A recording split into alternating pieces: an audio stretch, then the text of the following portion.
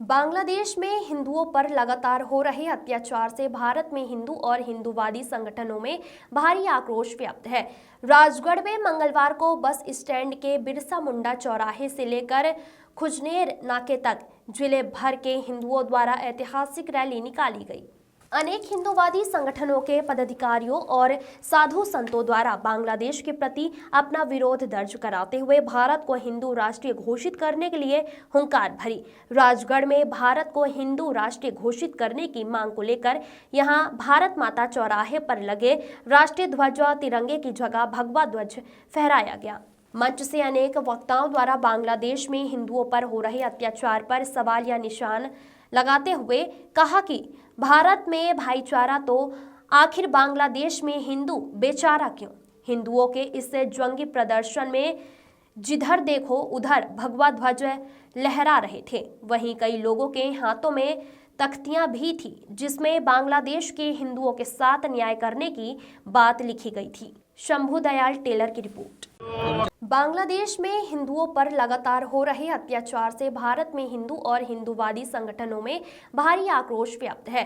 राजगढ़ में मंगलवार को बस स्टैंड के बिरसा मुंडा चौराहे से लेकर खुजनेर नाके तक जिले भर के हिंदुओं द्वारा ऐतिहासिक रैली निकाली गई।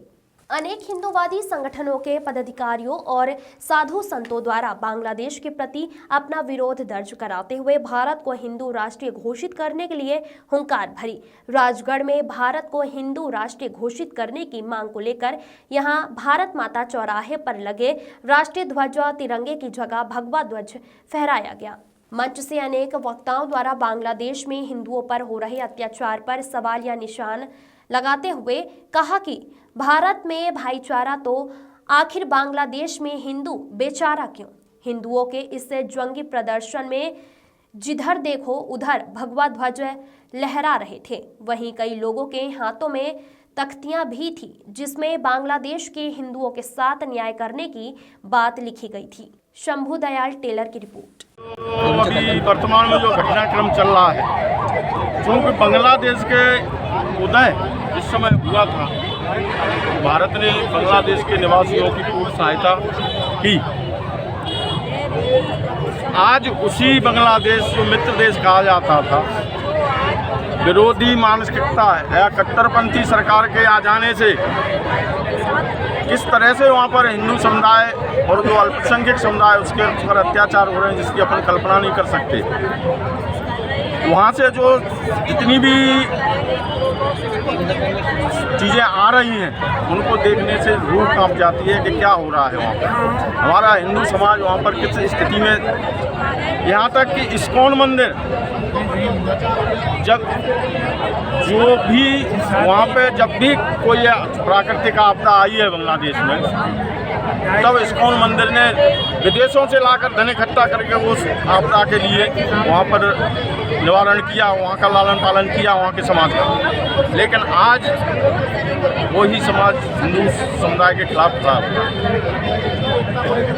जब बांग्लादेश का उदय हुआ था उस समय 30% हिंदू वहाँ पर निवासरत थे। वर्तमान में मात्र 7% हिंदू रह गए। बाकी हिंदू कहाँ गए? 5 करोड़ की संख्या ऐसी अनुमानित बताई जाती है तो जो वहाँ से या तो उनका धर्म परिवर्तन कर दिया गया या उनको मार दिया गया।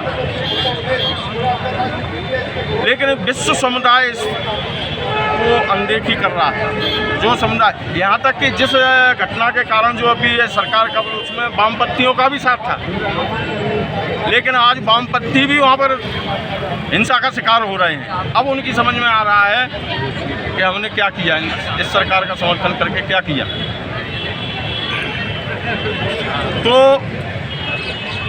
ये परिदृश्य है। हमने ये मांग रखी है कि सरकार जो कूटनीतिक दबाव, अंतर्राष्ट्रीय स्तर पर कूटनीतिक दबाव बनाए वहाँ की सरकार पर, ताकि वहाँ की सरकार ये अत्याचार बंद करे। गणेश श्रीवास्तव। अत्याचार तो काफ़ी समय से हो रहे हैं, लेकिन सरकार और हिंदू अब क्यों जागृत हुआ? सरकार और हिंदू अत्याचार का जो एक कहते हैं ना कि जब गागर भर जाती है तो फिर पानी बाहर निकलता है।